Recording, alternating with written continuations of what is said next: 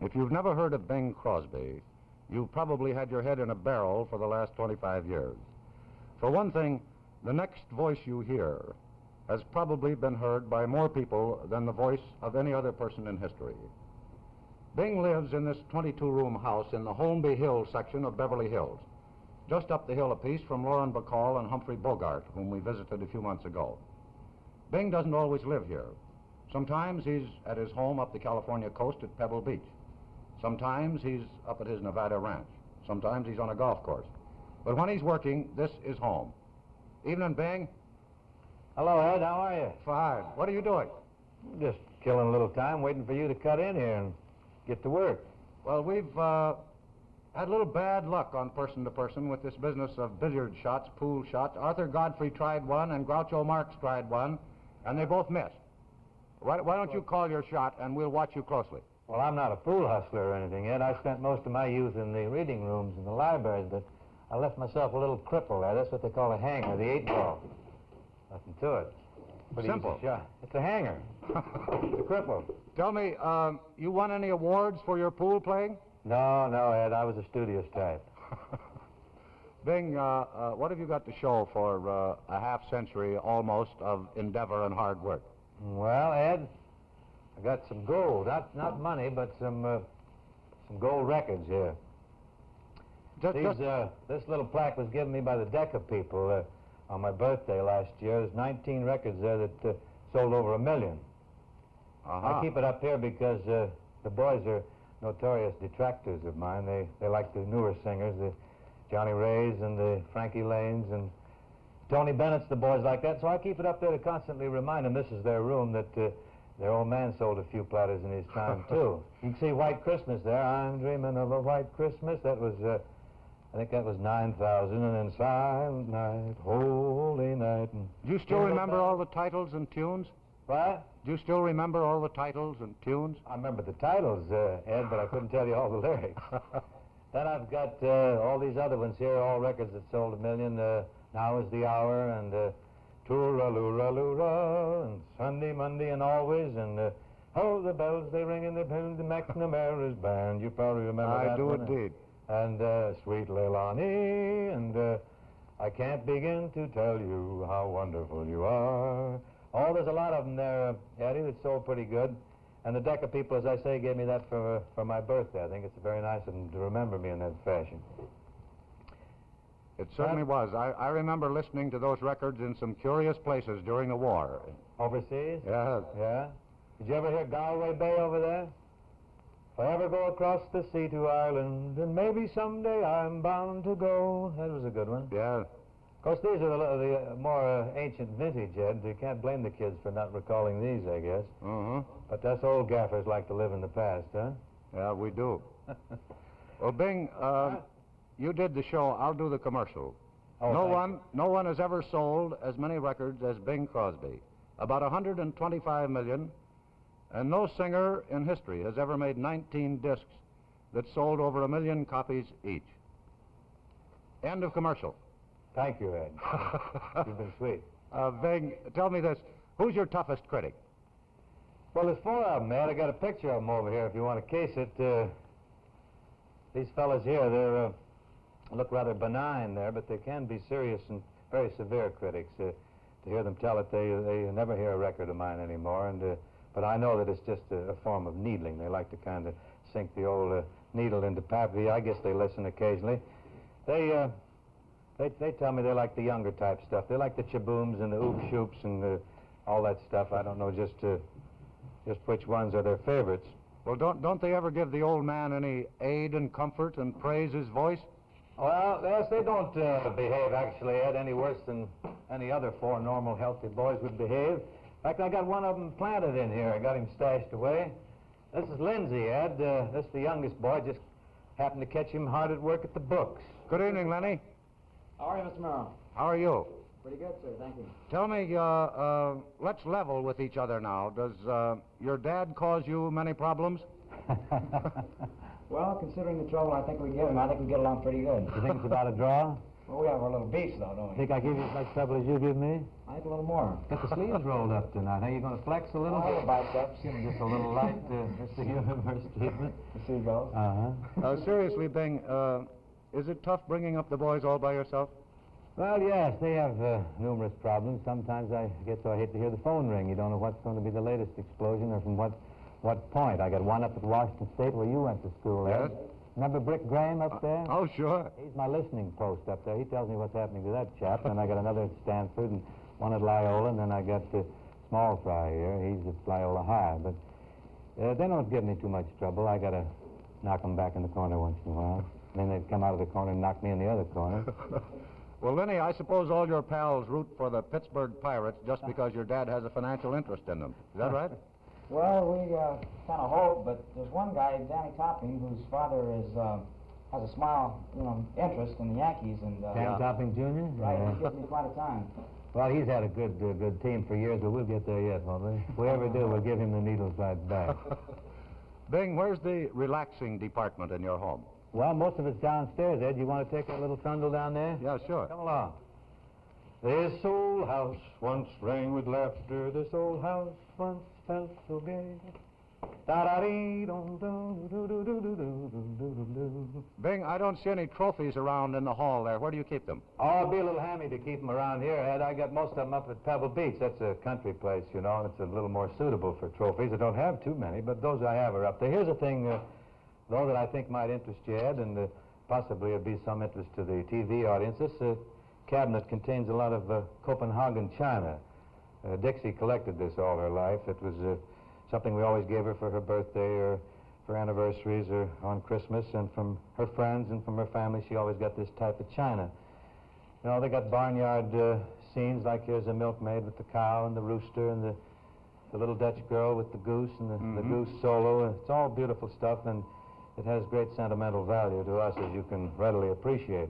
Bing, you must have a picture of Mrs. Crosby around the house somewhere, haven't you? Oh, I've got a lot of them, but I've got one downstairs that I'm really proud of. In fact, we're on our way down there, Ed, right now. If you want to continue, I will just continue the trek. All right, fine. When I'm weary and I can't sleep, I count my blessings instead of sheep. This is quite a tour, isn't it? Ah, it is. Parts of this house I haven't seen myself. Here's the picture, Ed, right in here.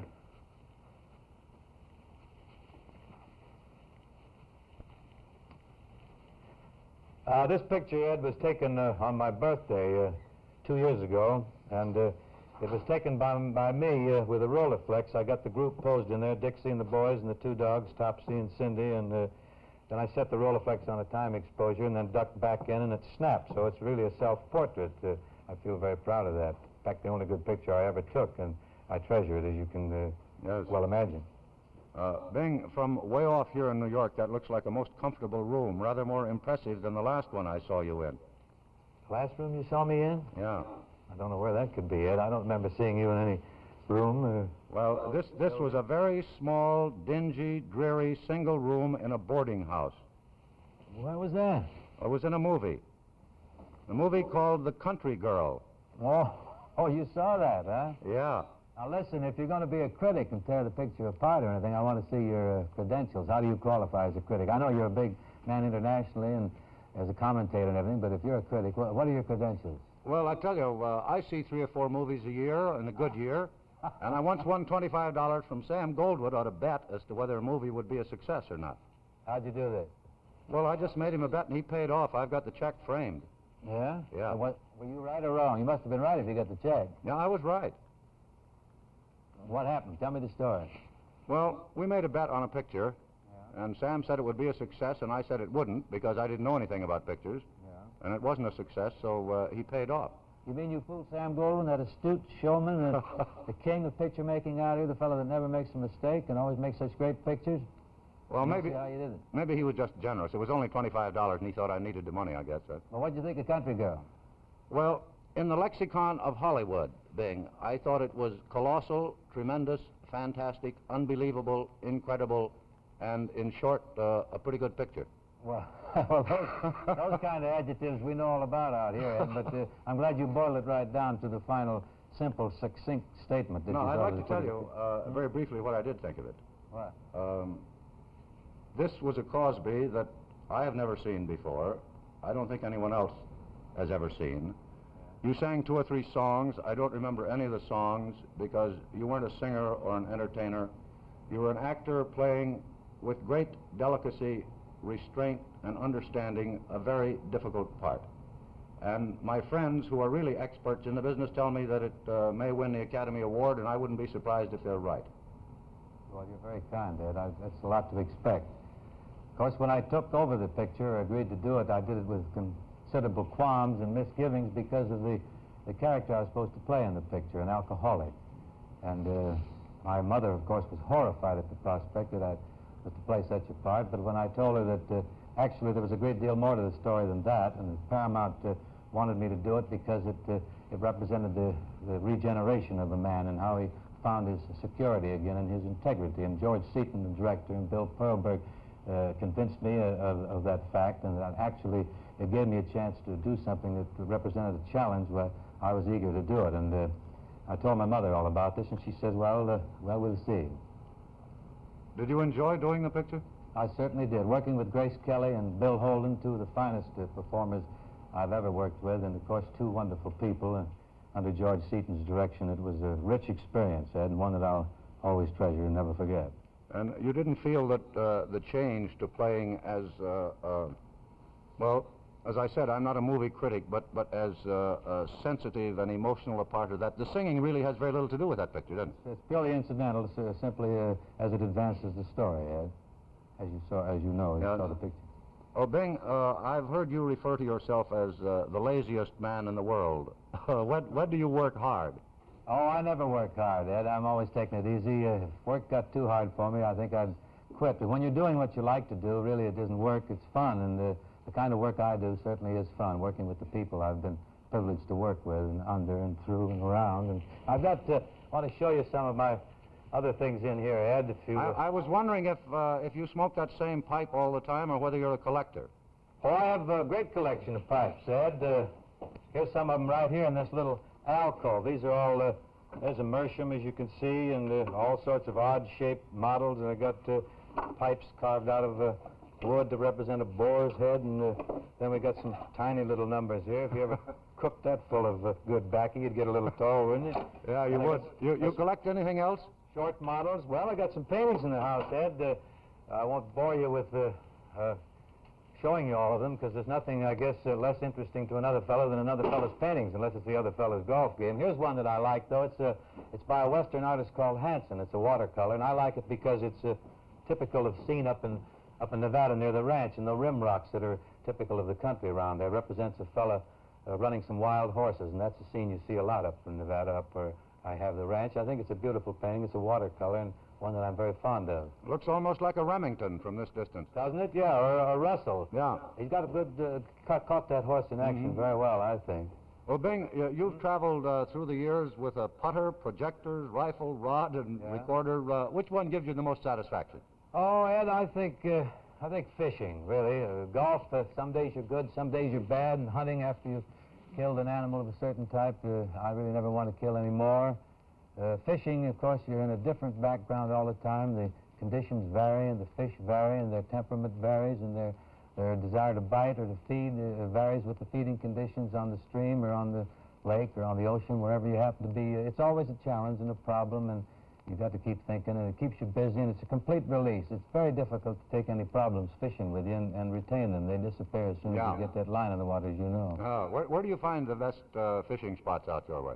Well, Ed, I wouldn't want to tell you that because there'd be a lot of traffic headed for those spots. We fishermen got to keep those things shady and to ourselves. But there's very good fishing in the Sierra Nevadas, as you know, up near Bishop and up in Northern California near Mount Lassen. I do a lot of fishing there, and up in Idaho. And, of course, Oregon's very good, although I haven't fished there in a long, long time. I don't know too much about that. I had some wonderful salmon fishing up around your part of the country this summer, up near Mia Bay, if you know where that is. Yeah. You're from Bellingham, aren't you, Ed? Yeah. Bing, who do you count amongst the good friends that you've acquired in working and relaxing in this world? Well, I have a lot of people that I'm fond of. I don't know if they're fond of me or not, but I certainly consider them friends or call them friends. Gary Cooper and Bob Hope and Fred McMurray and Phil Harris and Dean Martin and, of course, the first group are more my own age. Dean is a callow youth, but he's a good buddy of mine. And any number of friends in show business here. And then, of course, Mr. Paley's a very dear friend of mine. I think a lot of him for all he did for me. He really got me started. Then I have friends in Spokane where I go every year, and in Seattle and back east. And I really think that I'm very fortunate in having a wide circle of good friends. Well, Bing, thanks very much for letting us come and visit you tonight. Wait a minute now. You're not going to get away. I got something else I want to show you here. All right. Don't take off. This is really my pride and joy. Everyone has something in their home that they really like to go into rhapsodies about. This is a canvas by Sir Alfred Munnings, who was the head of the British Royal Academy for years. He's considered the finest painter of English country life, and this country scene represents the hunting scene, as you can see, and it recalls a very amusing story to me. Barney Dean, the late Barney Dean, the beloved gag writer who worked for us for so many years, we're having a party here, and it was getting late-ish, 4-ish or so, and just a few stragglers out in the hall, 2 or 3 people. You know how they dawdle at the end, they hate to say goodnight. And Barney was looking up at the picture sort of ruminatively, and I said, Barney, what's on your mind? Barney was from New York, Brooklyn, never left the pavement, been off the bricks in his life, and he looked at the picture and he said, how come we never do this no more? But, Ed, I know you're in a hurry. You got a time factor back there that you're fighting all the time. You fellas on television, so I want to say good night to you. Good night, Bing. Show you the porte cochere. Good night, Good Bing. night, Ed. Thanks very much indeed. You're very nice. Thanks a lot, and good luck. Thank you a million, Ed. Good night, Bing. Good night.